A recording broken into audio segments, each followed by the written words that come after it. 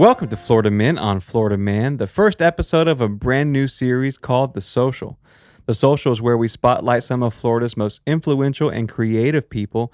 And tonight, we are here with Grammy Award-winning music producer and artist Cliff Brown. Okay. As a producer, Cliff has cut multiple platinum and gold certified records for artists such as Usher, Rick Ross, and blues legend Buddy Guy. And as an artist, Cliff has shared the stage with Maroon 5, The Weeknd, and the Black Keys. Cliff, my man.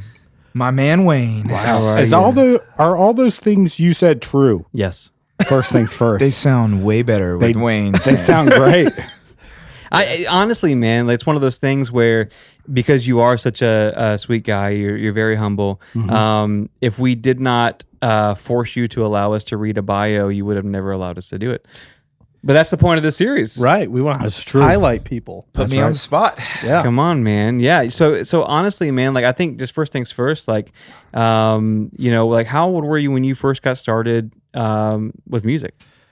I found, first off, when I was, 7, 8, 9 years old, I love Michael Jackson. Come on. Nice. Like crazy. Right. Love Michael Jackson. The first tape, actually, before I got into Michael Jackson, my mom used to listen to like Earth, Wind, and Fire, and Luther Vandross. And she bought me Run DMC. Wow. Yeah, come on. But their first tape, and then I had a tape by the Fat Boys called The Fat Boys Are Back. So I The Fat Boys. I haven't heard that in a long time. See, a lot of people don't know who they are anymore. No, the Fat Boys are gold.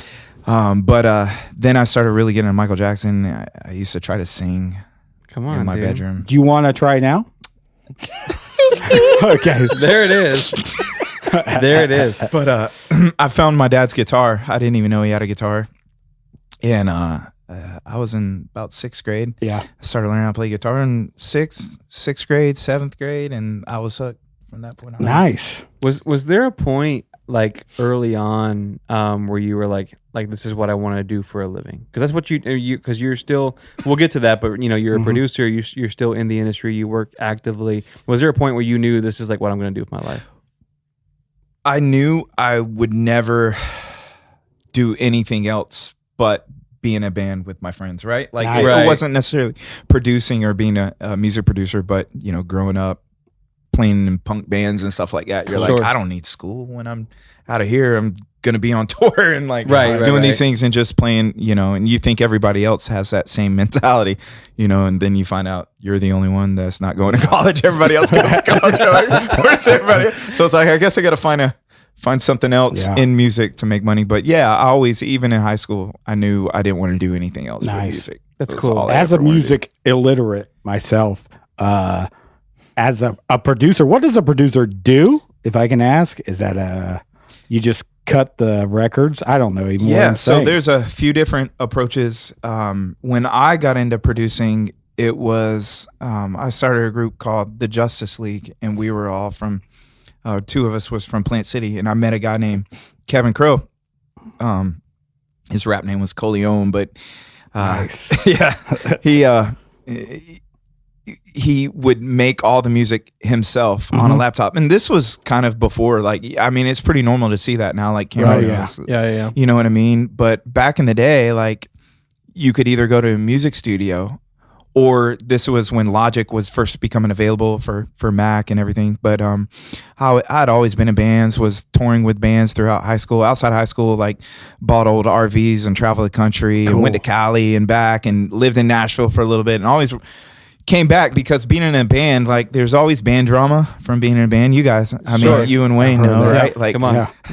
And but this was the first time I ever saw one person like put out a whole album by himself. Okay. You know what I mean? Like so he was able to make beats. He sang in a he made microphone. beats. He recorded. And this is why I believe you could have the best equipment in the world, or you could have same with photo or video or music. Whatever you have, just use it and make great content, right? Because he had an SM58. Cut the whole album. It was a great album, and that's when I was sold. I'm like, you mean you don't like? I don't need these other knuckleheads and spend thousands of dollars at a studio. So that's what got me into it.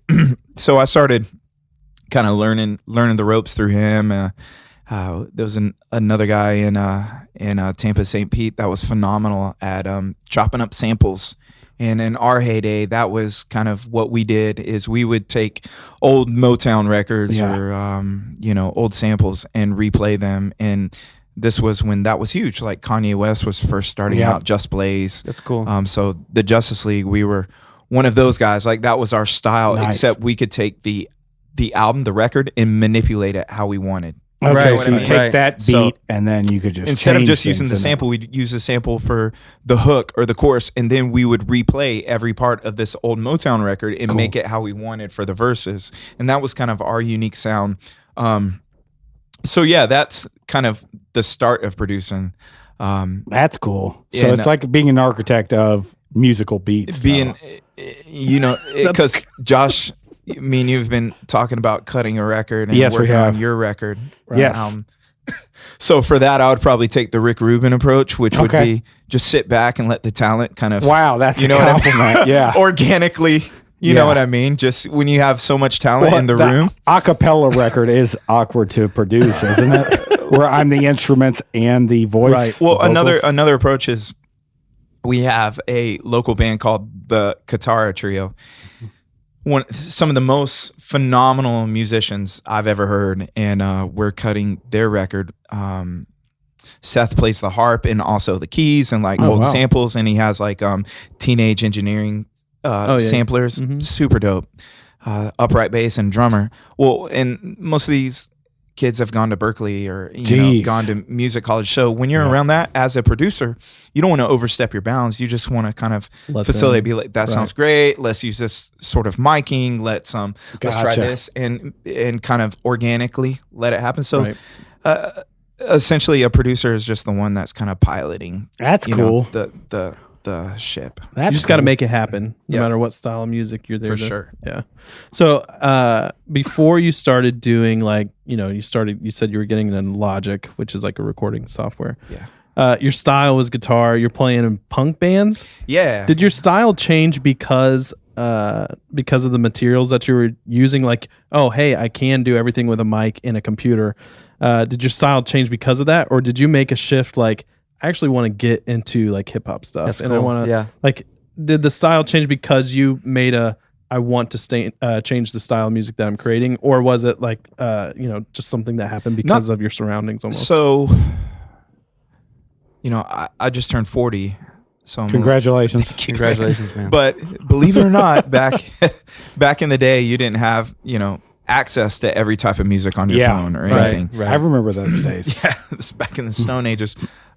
So to be honest with you, the majority of the new music that I would get, I was into skateboarding and surfing, and 411 videos were huge. And this was kind of before CKY and everything was out. So 411, and that type of culture has always merged, where hip hop and punk rock and the attitude behind it. This was before screamo and emo bands came out. Because once they came out, they were kind of we didn't.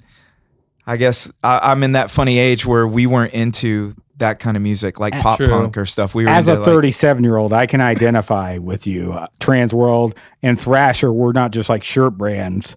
They were you'd buy the VHS and you'd watch it with all your friends, and you'd be like, "Well, who's this band playing?" You know, while Bucky Lasik does a kickflip. That's exactly. True. Though. But you would get into you would find out about. The first time I heard Mobb Deep, Cradle to Grave, was on a 411 video. Yep. You know what I mean? The first time I heard Screeching Weasel or The Vandals was from a 411. So that's how you kind of find your music. And then actually in Ybor, there was some dope record shops, and there was a huge punk scene in Lakeland with back in the day Mad Hatter and some venues like Mad that. Hatter, yeah. So you would just meet other people and they would, you'd listen to tapes or CDs and get into it. But I feel like those cultures were always together, you know what I mean? Hip hop, it wasn't this great, chasm in between them. There was the music style was different, but the ideals, the and attitude, culture, the attitude behind it was. That's what I was gonna say is the culture behind. A lot of times, skate culture, like you said, and surf culture, they bonded well with the music that supported them because they believe the same things, right? Yeah, rebellion. hip hop and punk rock are both very similar messages, just delivering it with a different style. Yeah. Which is really cool. Like, was there ever a point, like, because your resume is super impressive, like, was there a point, you know, because it's easy for us to look at it and go, wow, like all these great things you've done. Right now we're recording like under these, like, you know, platinum gold records. Like, was there a point for you when you're working on our project where you were like, man, like, I'm doing it. This is kind of cool, you know? Yeah. Like, so I'm from Plant City, which is a small town in between the big town of Lakeland and Tampa, you know? And, sure. So I used to fry chicken wings when I was right out of high school, and that's the joys of not going to college and saying I'm gonna do music and everybody else bounces. And if you're in a band, you'd always work some sort of food service, because if a Friday night what you had to do a show, you would just, and they wouldn't give you off, you just quit because there's a restaurant right next door. So like my wife always laughs because I had like 50 jobs by the time I was 21 or whatever. So yeah. Well, I mean, like, for example, like, you know, some of the artists you've worked with are artists that we listen to. Yeah. So there is like kind of that, you know, like, you listen to an artist and you love them, and then you meet somebody who worked with them or worked on their project. So it's really easy for us to be like, wow, man, that's incredible. But again, like, I think what's so astonishing about you is you're a really humble guy. And so, like, if we didn't know these things about you because of the industry, you would have never told us. So we could have hung out with you for years and would never known any of your accomplishments. So I feel like, you know, maybe there's not a singular moment, but maybe there's like a season in your life where you were like, man, like, I'm doing what I set out to do. Yeah. So my ADD got the best of me last time. I forgot where I was going with that story. But No, you're in good company. So I was frying chicken wings at like at Casbour's, and this was right when we first got signed to Warner Chappell. And so we were in Atlanta, and we were working with T.I. and working with like Usher, and we got to meet Usher, and that was a huge influence because he was like the Michael Jackson of our generation. Oh yeah, right? For sure. Yeah, you make me wanna. So we go to his house and we would work with these people, but we were still like, we were still broke, right? We hadn't got to the point where it was 100% supporting us. Sure. So we would work with these artists, and then the next week I'd be frying chicken wings again. And like I was telling people to work with, I was there. It was like that in Wizard of Oz at the end of the movie. She's like, and you were there, and you were there. It's like, and Usher was there, and T.I. and they like, believe shut up and cook a chicken wing. You know? So it was still humbling through then. Yeah. But I've had such a crazy experience of ups and downs, and I think I'm seasoned to know to stay humble. That's why we named the studio 55. It's out of a Bible verse that if you're not familiar with the Bible, God, we believe, as a Christian, you believe God is a lion and a lamb, right? He is the most powerful being in the world, and he also came and gave his own life. So as artists, we believe if you're an artist, that's a gift from God. So you should be, even if you're the best artist in the world, that's a talent to serve others. So even that's our culture here that we try to instill in young producers and artists and people that we work with, is a sense of meekness. But for me, it's like, man, I've been on top of the world and made a ton of money, and 2 years later, been broke, and next year had a ton of money again and been broke. And it's like, the music industry can keep you really humble. And I've been fortunate enough to been on that roller coaster to realize like this is just a breath, dude. Like, well, I feel like that shows like your love for music and like the need to stay in it, because so many people get on a high or experience that low as a musician, and they're like, I gotta do something else. Like I gotta find a new way that's more steady, or, you know, and like to push and just keep going, and, you know, changing styles, changing what you're doing, changing all these different things, like just shows like at the heart of it, like it doesn't matter what you're doing, you're going to do music. Well, that's you want to be in that industry and you want to keep going with it. And it's inspiring because, like, in order to succeed, you have to be consistent. You have to stay in what you're doing. So even in the low seasons, you have to keep pushing. You have to keep believing that what you're doing is what you're supposed to be doing. And you've done that successfully. And actually, I feel like that's kind of led you to where you are now. I wanted to talk about that. 55 Studios is where we're taping this, is where we're recording this, and this is your studio in the heart of downtown Ybor in Florida.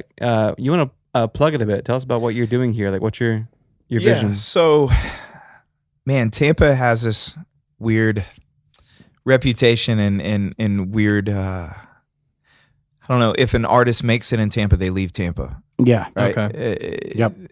Or even the surrounding areas, as soon as somebody gets signed, they leave. Yeah. And go where the labels are. I mean, that's And understandable. they usually don't say I'm from Tampa. And they normally don't say I'm from Tampa. So, there's so much talent here. Oh, yeah. And people don't, and not just like, obviously, if you're from Tampa, Tampa's always had a huge hardcore scene with great hardcore bands and even emo bands and bands even from the surrounding area like Amberlin and Under Oath and bands that have just kind of been from this area, but also hip hop, jazz. Like we have some of the greatest jazz players in the world, and I think one reason that Tampa hasn't been seen as like a culture for musicians is because you can get caught up in the cover scene because there's you can make six figures easy as a cover artist or band or DJ or whatever here, because there's always a wedding, there's always corporate events, there's always people coming down here, there's always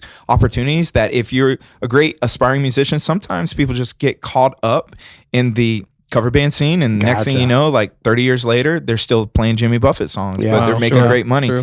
So we're trying to, as a studio, and there's great studios around here with multi-million-dollar boards and SSL boards, Neve consoles, other places like that. But we wanted to, if you go to Nashville and you go to publishing houses, or you go to LA and there's publishers and production houses, they're more concentrating on getting people together to write and work together and get a country artist, a rap artist, a rock artist, and collaboration and create a creative scene. So that was always the goal here is to just make it comfortable in here to make music and create music and not, just be a business. Like we wanted to be, if you want to meet the best in the scene in Tampa, then you should come to 5-5 because everybody's in here and working together and trying to make something special. And we do a ton of shows. We have 5-5 Entertainment that started it, and we do booking for we do all the booking for Armature Works, Hyatt Hotel, a bunch of places, South Tampa, Water, Postcard Inn, a few places like that. But meeting these artists, we can pull them in here and just you find the best artist and you're like, dude, you should cut an album with this guy, or you should write with this guy. So that's our that's kind of the heart just from it. Sitting in here, I mean, just the people that have walked through, it's like, oh, you're this person.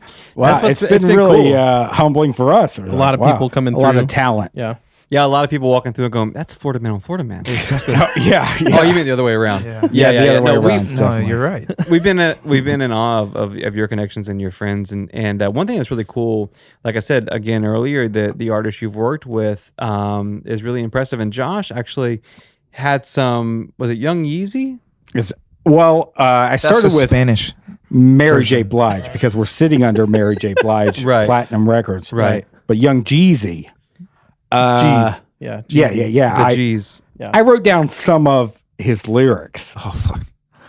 And I thought we would each recite them. Let's do it. Oh, wait, we're reciting them? Yeah. Okay. Yeah. And then you would identify which one. Oh, man, you guys. Are Young Jeezy. And it could have been the album that you produced because you have produced a Young Jeezy album. Is that correct? That's correct. Okay. When do you want to pass that one to him? I will. I'm so nervous right now. I don't know which these are. This is what Josh does. He just throws us for a loop every time. Okay. I have lyric 2 that was just a crumpled up piece of paper that says lyric 2. I was handed lyric 1. So you want us to read these lyrics? Yes, please. And then Cliff is going to guess which one is real. At the end of the 4, Are they all? Is there one real one? There's one that he should be able to identify. He's as like, real. That's Young Jeezy. Yeah. Okay. Probably. I think I misunderstood. Okay. Who has lyric number 1? I have lyric 1. Wayne has lyric 1. Try to read it in a musical beat. This may or may not be Young Jeezy. It's definitely Josh. My mouth go numb from that coca on my gums. Great white with a bite. Sees coke like a chum. Sense coke. Yeah. Oh, sense coke like a chum. Okay. Right. Like chum, because Gotcha. Great Whites and Chum. Was that on I the believe album? that was the artist inspiration. Easy. We'll let them hear all 4, right? Oh, okay. Yeah. All right. Number 2. I have lyric 2. Okay. 8 Ball, Chop Thin, Snowman. like Attack of the Clones, white lines getting thin. Okay, I remember that one. 8-Ball, Chop Thin, Snowman, like Attack of the Clones, white lines getting thin. Right. Okay. It sounded better when Josh And yours did. is number 3. Cliff has If you number wanna read 3. number I don't even three. need to read it. I memorized it. Okay. So, powder, powder, powder, powder, powder, powder, I think you missed a line. powder. Yeah, there we go. Okay. And then the fourth one, Just said powder? well, it said it like 6 times. That's Right. the chorus I got it. of the song. Okay. Dove in the pile like Scrooge McDuck. Ladies see my feathers and they want to pluck. But me and my boys were like Finn and Huck. Okay. Okay. All right. So Which one of those? those 4, who's Young Jeezy? I can wholeheartedly Yes. give you the correct answer. Is most of them were from Willy Wonka and the Chocolate Factory, Okay. and none of them were a Young Jeezy He's right. album. He's right. Actually, None of them are Young I Jeezy. wrote None all them. of those Absolutely lines. none. You wrote all those. I did write all of those. I mean, y'all butchered them. It's not the cadence Now, that I wrote. did them you in. use the inaugural episode of The Social to basically Well, a record producer's right here. to plug your own song? What am I supposed to do? I thought we I've got already another worked one. out. I've We got were gonna another do it. one. We sit down with the Grammy producer, and Josh is like, "This is my chance to get off this bogus show." Powder, powder, powder, That's a powder, good- powder, powder, powder. I heard it like powder, powder, powder, powder, powder. So now I like you're, it. Now you're Yeah. correcting him. Okay, I got it. Powder, powder, powder, powder, rocking Wow, everywhere. See, Okay, there you I go. hear That's it. good. I hear it. Love it. Wow. listen. So on the show in the past, we had a rap on one episode Yeah, from a Josh mysterious white boy Jay Yeah, that no, we believe was was Josh. probably it Josh. wasn't me. Definitely, it's not me. Okay. Well, we'll see. But I was gonna say just maybe just kind of maybe wrap things up a bit. Like if a lot of people listen, from all different ages and demographics on our Right. show, like if you're a young person that says, "Hey man, like I want to do music for a living, like I want to do this, like you've inspired me," like is there a piece of go-to advice you have for artists, musicians, creatives in general, to maybe what it takes, like what would you do maybe differently or the same if you were to do it again?